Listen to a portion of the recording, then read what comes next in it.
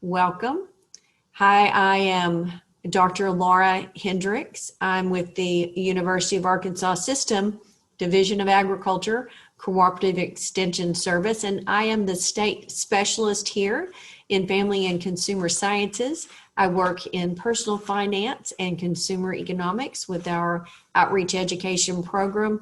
I'm in the state office and I have the honor to work with our 75 county offices across the state.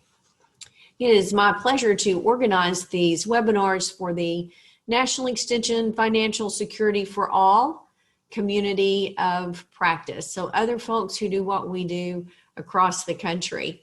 So what our topic today is, the title is Financial Intelligence, how to help consumers make smart, responsible, values-based decisions. You know, consumers are dealing with emotions around money, especially now during the last few months, and it's been a really emotional time anyway. Bad choices and behavior can cause people to ignore sound advice about planned spending, checking credit reports, saving for the future.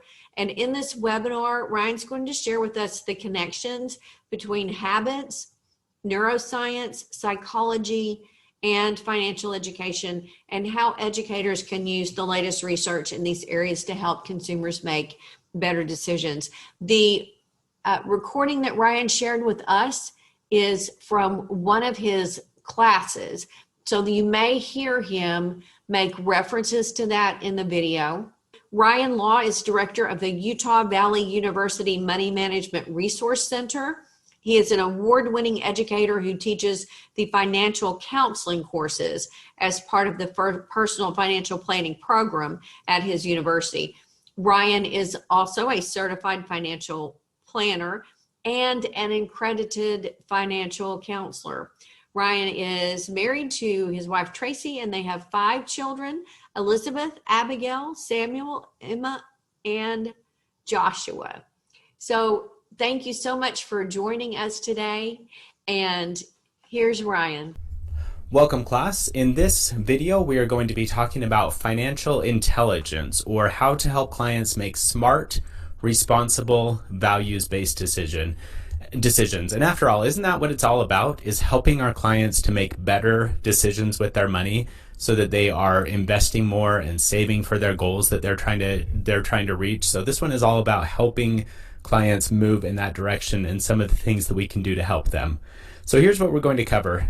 Decision making. So we're going to establish whether or not there is a problem with people making good financial decisions. I think you can probably guess right now at what the outcome of that is going to be. We'll give some examples of the problem after that, and then I will talk about ways that we can solve that problem. All right, so we're going to go through a couple of theories here. And the first one to establish the problem. The first one is what's called the expected utility theory. In this theory, this is a real financial theory that says that people make prudent, rational, logical choices that maximize their utility. Now, hopefully you know what utility means, but if not, it's an economic term that basically means happiness or satisfaction. So the idea is that we're all out there. Every decision that we make that has to do with finances is prudent, rational, and logical. Now, if this is the way that we are viewing the world and viewing economics, then we're probably going to run into some problems, because the reality is that all of us make bad financial decisions at times. But if this were true, if this utility theory were true, then none of us would make those bad financial decisions, right? But we all do. So why do we do that? Well, first of all, it's emotions. Emotions play a huge part in our purchasing and our buying and our everything that has to do with our money. There's a couple of things that come into play. Fear and greed are certainly some of those things. We're fearful that other people are going to buy all the toilet paper, or that other people are going to buy up all, whatever. There's fear that we're not going to get our part. And then there's also greed is the flip side of that. We want to make sure that we're getting at least as much as we deserve. There's individual and cultural biases that where people make bad decisions because of their individual biases or their cultural biases. And then there's flawed reasoning, where we just figure that this purchase makes sense, and we talk ourselves into it. Yeah, I need the latest iPhone because of this, and we're able to give ourselves reasons why we need to do that thing. So this is the way that I like to look at it, is that there is, on the one bar is best practices. And these are evidence-based best practices, things that we should be doing in order to maximize our utility, right? Those we know what they are. We know that saving for retirement and saving for our other goals, maybe college education, etc., spending less than we earn, having a budget, having a will, all of those things are best practices. But all of us fall short in to this other bar that shows what we actually do. So the middle section there, and this is based on one of Carl Richards' drawings, is a behavior gap. That's where what we're actually doing and what we should be doing, or what those best practices are. There's a gap there, and so that's based on our behavior, and so that's labeled the behavior gap. Let's look at a couple of examples of the behavior gap. What about retirement savings? The idea is that we should be saving money for retirement, right? 10, 15, 20, maybe 25% of our income based on our age. But the reality is baby boomers who are in retirement right now, 45% of them have less than $25,000 saved for retirement. Most people are going to find that lasts them maybe half a year if they stretch it out, maybe even a full year if they're really, really frugal and they've got some other things paid off. But the reality is half of baby boomers have basically nothing saved for retirement. So a huge behavior gap issue there. What about an emergency fund? We talk about emergency funds all the time and how we need to have 3 to 6 months worth of savings in an emergency fund. Instead, what do people do? Well, 65% of people have absolutely nothing saved. And then another portion have very little amount saved for emergencies. So most people, there's a huge behavior gap there. What about having just a basic financial plan? We know from research that even people who are not doing well financially benefit from having a written financial plan. But what ends up happening is that 75% of people have no written plan. So you've got 25% who have no behavior gap, and then you've got the other 75% who have got a huge behavior gap between what's best practices and what they're actually doing. Here's another great example. This one shows the S&P 500 return for both investments. So the investment, the blue line, is the S&P 500, and then investor returns over 12 months, 5 years, 10 years, 20 years, and 30 years. So you can see that there's a huge gap between what the market is doing and what people are actually getting. So 12 months, you're looking at the market getting almost 12%, investors getting 7.26. And by the way, this graph has taken into account advisor fees, and they've removed those types of things. So this is truly just people pulling out of the market when they shouldn't be and adding money into the market when they probably shouldn't be. So you move out to the 10-year, it's a little bit closer there, 6.95 versus 3.64. But as we get out to the 30-year mark, it widens even more, where the market's done an average of 10.16 per year, and the individual investors have done just less than 4% per year. That is a huge behavior gap between these two. Something's going on that's causing the investments to have a lot higher return than the investors. So that's another example. Let's do a couple of non-financial examples. So the first one is the U.S. Department of Health Physical Activity Guidelines for Americans. So this group issues statements that says, hey, everyone should exercise this much every day, but the reality is that most people don't do that. So here's the recommendation: 150 minutes a week of moderate intensity exercise per week, and then 300 minutes is even better per week, and then muscle strengthening 2 or more days per week. But the reality is that 80% don't get enough, so they don't meet even the basic guidelines there, and 28% get no exercise at all. So again, another example of here's what the evidence says we should be doing this much exercise, but what we actually do is down far on the other end, and there's that huge behavior gap between the two. Here's another financial example. This is a real person who shared his story in hopes that he could inspire others to not do the same thing.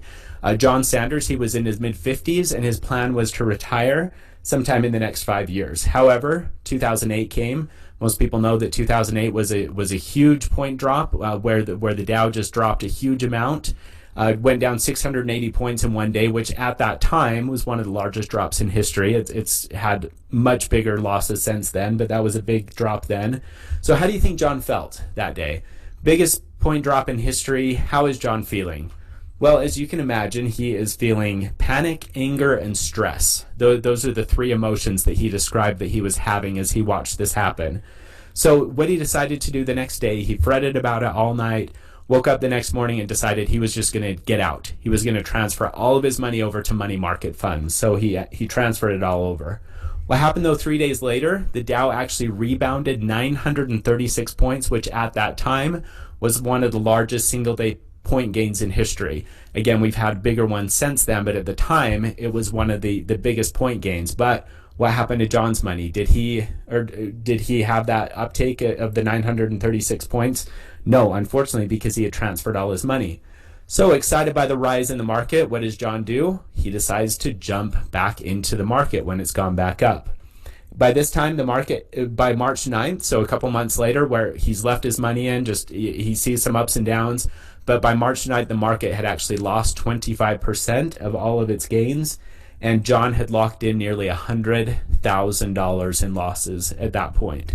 Now, again, John, he ended up getting a more conservative portfolio after that because he realized that losing this money and the ups and downs in the market weren't working well for him. But you can see, the evidence says to keep your money in the market, right? If you've got some time to retirement, you keep it in the market when the market goes down. That's what the evidence says we should do. However, what happens instead is that we jump in and out of the market when we shouldn't be. And John's example is a perfect one of the stock market where it showed the difference between investment and investor returns. So these are all examples of that behavior gap where we know what the best practices are. The evidence and the research show us what the best practices are, but what we actually do is down on the opposite end where we've got that big behavior gap.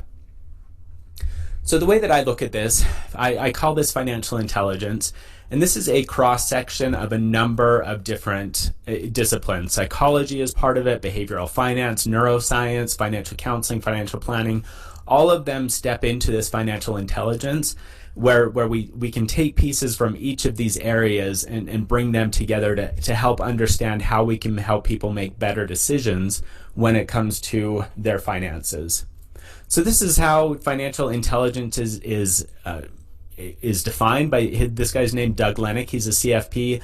He wrote a book called Financial Intelligence that some of this research comes from, some is from some additional research, but he says financial intelligence is the ability to make smart, responsible, values-based decisions with and about money in the face of competing and difficult to deal with emotions.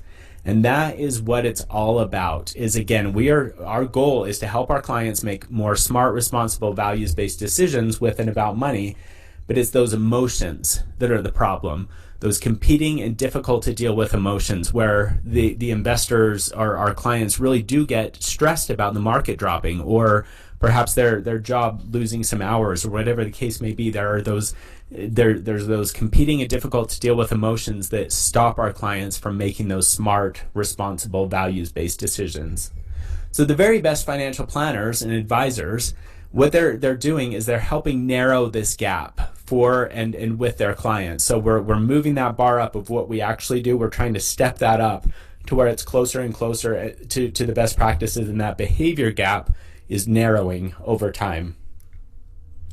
All right, so let's understand then some of the neuroscience behind why we don't make good decisions. So this heart represents serotonin, which is a chemical that is released and runs through our bodies. That it's a mood stabilizer. It gives us better memory, helps us have better sleep, and gives us a sense of overall happiness. So it's that feel-good chemical where we're happy, we're doing well, we feel happy, we're relaxed. But then what happens then when we see something like this? We're living out on the savannah as our ancestors did, and they see this coming towards them. At that point, do you want to be feeling serotonin? Do you want to be relaxed and happy? No, obviously something's got to happen. Where instead, when you see that lion coming at you or another stressful situation, the serotonin your body is immediately flooded with cortisol, and it kicks out that serotonin. So cortisol is that chemical that's released that gives you that fight or flight symptom. It depletes that serotonin immediately, just floods it right out of your body, so that you've got this immediate source to your energy source to your large muscles. So it floods your body and your system with the glucose, so that you can either do that fighting or fleeing that I talked about there. However, cortisol is not meant to be a state of being. It's meant to be a very temporary thing that we have developed naturally over time. That is not meant to be. It's meant to be there for very stressful situations. However, what they found is that a lot of people living in our society today have cortisol coursing through their bodies basically all the time. But it's not meant to be a state of being. So what types of events do cause cortisol to rise? Well, there's a couple of them. Public speaking is a massive one. This is where, people they're out there speaking, they're getting really stressed, they get the sweaty palms and things like that. I mean, you can see in this picture, this guy is scared to death to actually get up in front of people and give this presentation. Here's an audio example of another one. So let's just say you're out on a walk, you're enjoying the time, you're maybe with a loved one, you're out enjoying this walk, and you hear this sound.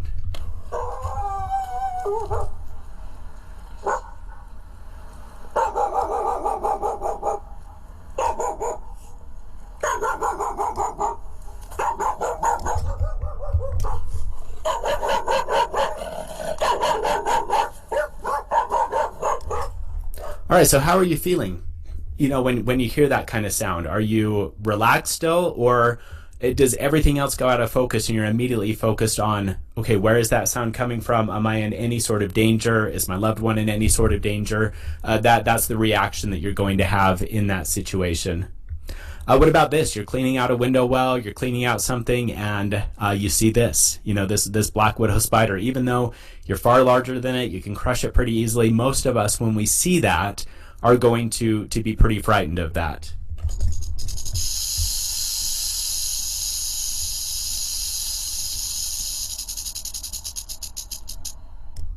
Imagine you were hiking somewhere up on a trail and you hear that sound. Again, do you just keep hiking? You're happy, you're enjoying this time together with your friends or loved ones. Do you just keep hiking when you hear that sound? No, of course not. You immediately stop and you try to assess exactly where that sound is coming from and if you're in any sort of danger. A couple other examples is when the market is dropping. That's what happened to John Sanders, is he saw the market dipping like this, and it caused that his cortisol levels to rise and not make good decisions. Here's another one. Everyone's okay in this video. I'll let you watch it a couple of times. But you can just see, you can imagine that both the driver and the people who are out walking and almost get hit. I mean, there's a massive level of cortisol that just immediately shoots through their body and allows them to escape some of the danger in this situation. I mean, all three of the people walking are completely unharmed. So, but all of these situations, cortisol is going to rise in our body, as it should. Again, you don't want to just be out and you hear a rattlesnake and you just ignore it and keep walking, because you very well could get bit, or a dog barking or something like that. Your cortisol should rise in situations like that. But again, we're living in this society where cortisol is raised almost all the time. So let's walk through a little bit more of what happens when these stressful situations hit. Well, what happens is any time that we have a high energy positive or negative event, so it can be public speaking, it can be an event and it can be positive, where the market's gone up a lot, or you won a lot in gambling or something like that. So what's going to happen is our emotional center kicks in after 12 milliseconds.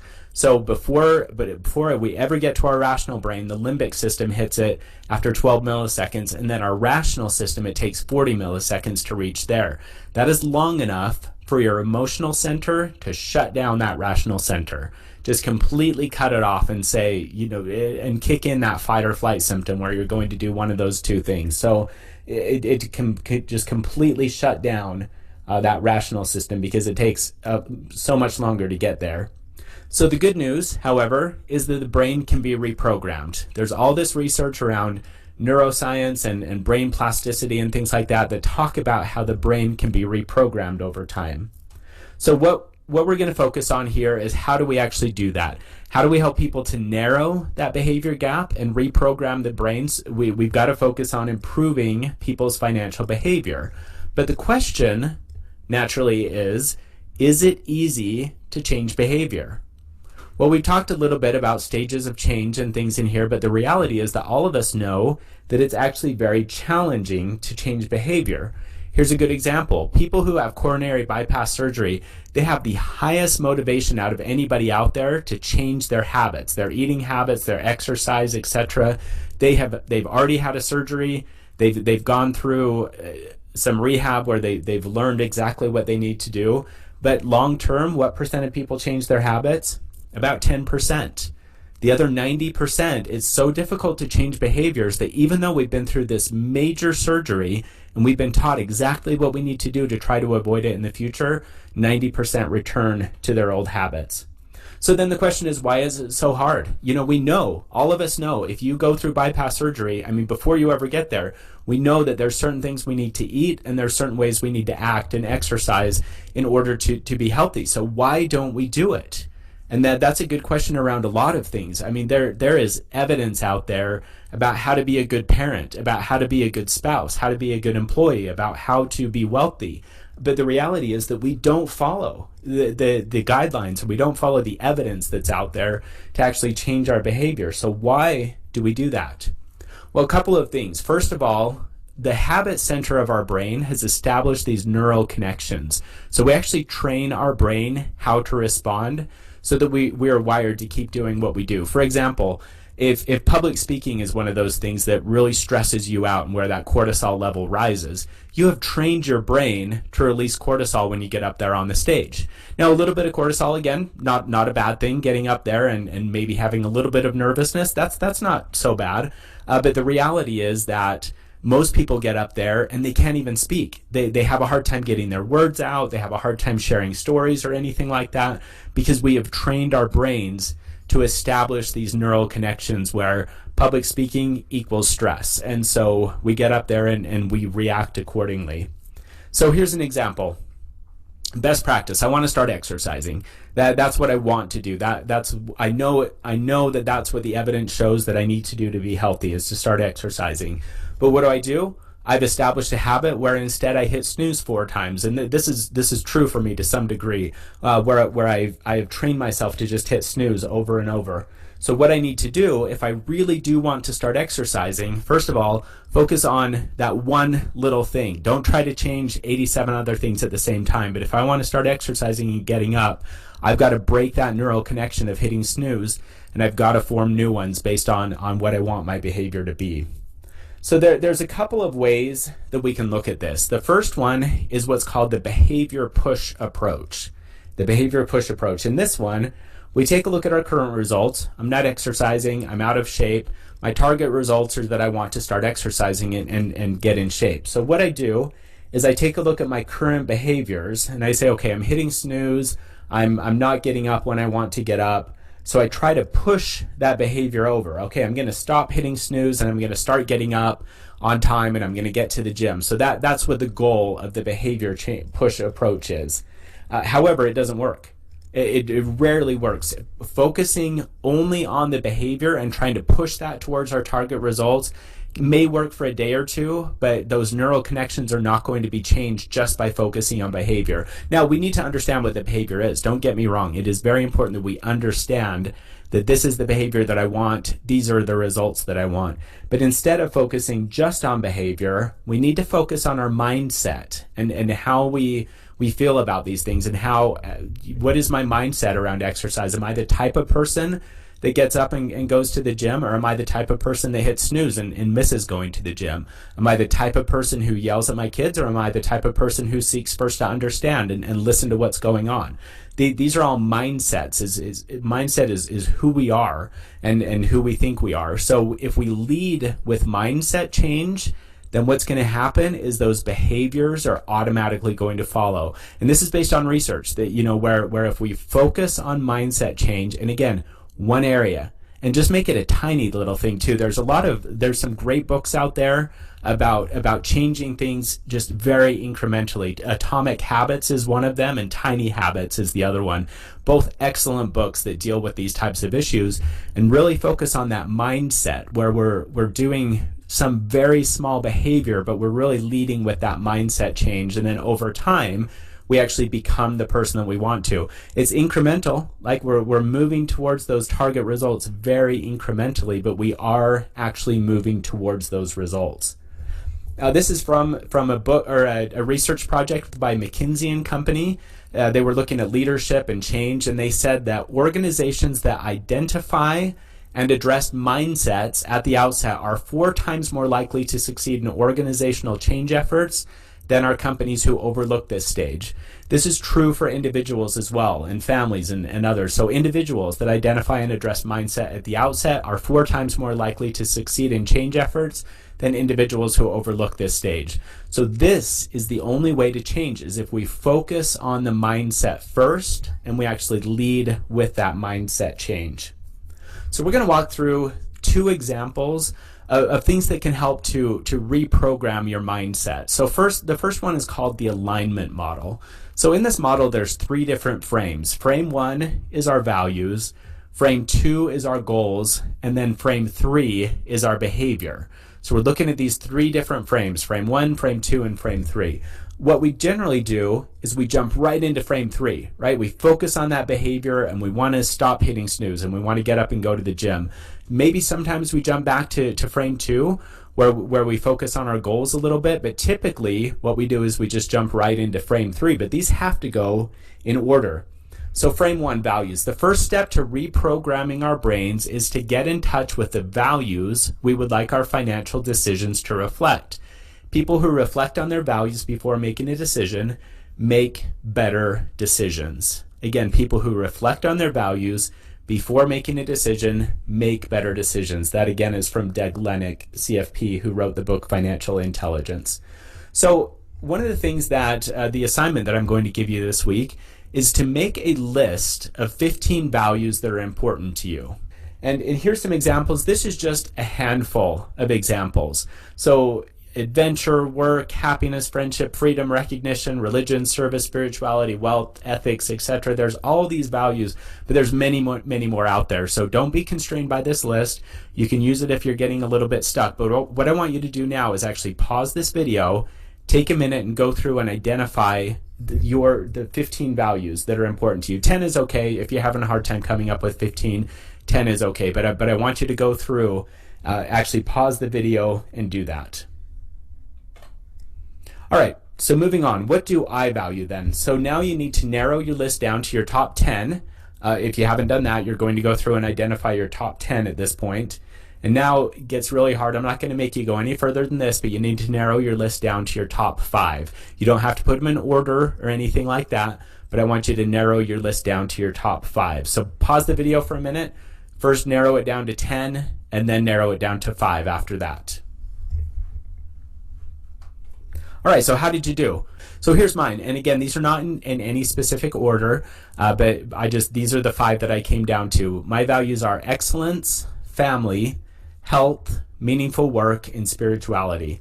All of those things are the most important to me. When I'm considering my decisions and my behavior, I reflect on these values, and it helps move me forward, because I'm the type of person that values excellence. I'm the type of person that values my health and values spirituality. So that's the mindset that I'm developing as I focus on these values. All right, frame 2, goals. So next we move from our values into our goals. So our goals, in order to be truly effective, have to be tied to a value. They also need to be specific, and they need to be written. Don't worry about all the other things you hear about SMART or smarter goals or whatever.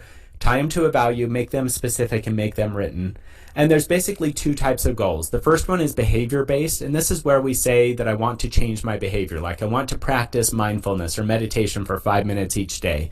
What you're going to do in this instance is you're going to set up a plan. Exactly when are you going to do it? What's the behavior you're going to do right before? Is it, when you first get out of bed? Is it after you drink a cup of water in the morning? Whatever. You'd identify a behavior before, and then you step right into this and where you practice it. And this is where things like tiny habits and atomic habits really comes in, because they say instead of saying 5 minutes a day, do 15 seconds or 10 seconds or 5 seconds even, where right after you take that first drink of water, you sit down on a specific chair and you just take a couple of deep breaths, and that's all you do to get started, because you're just trying to establish this habit.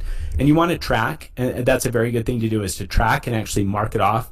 Like, yes, I did my mindfulness here. And so you track, you tick it off, and there's all kinds of things that show how long it takes to develop a behavior.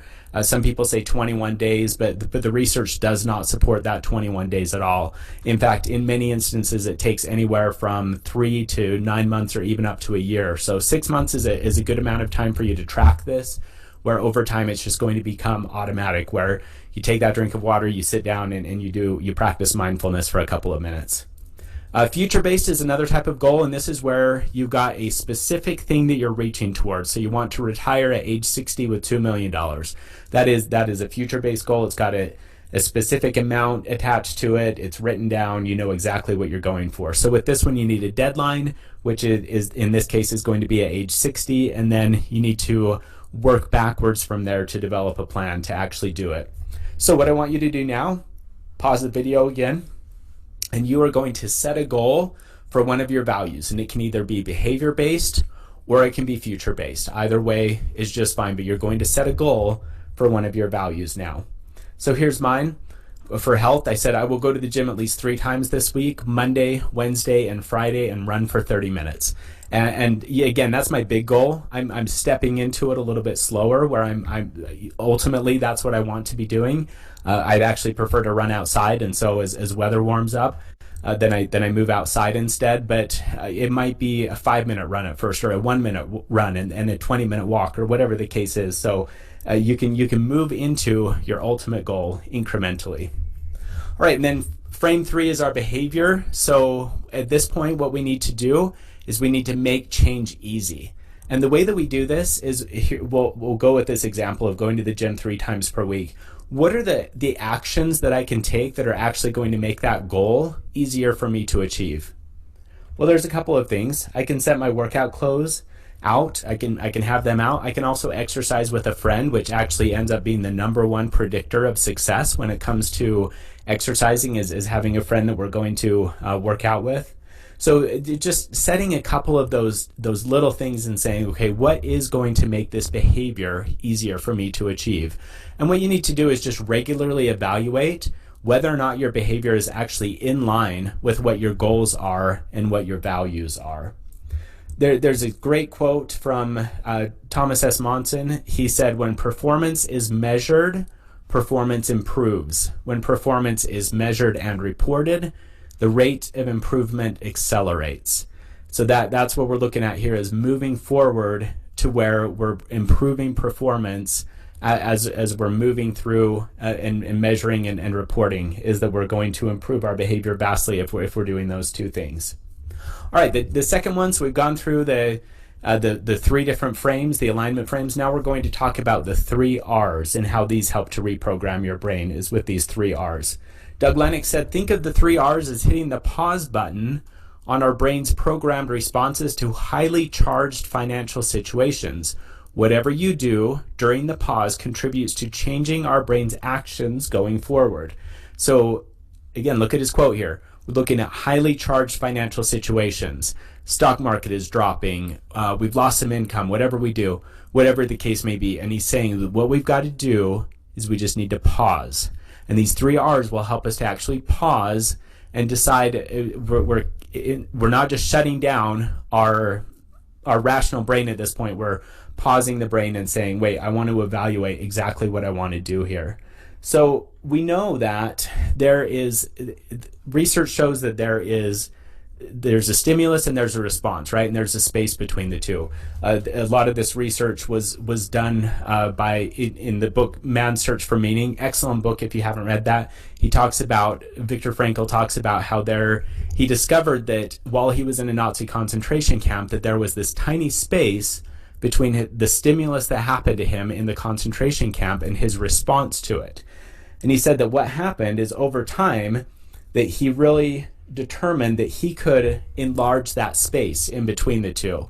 So the 3 R's are one way of looking at that space and saying, what exactly, the stimulus is whatever happened in the stock market today.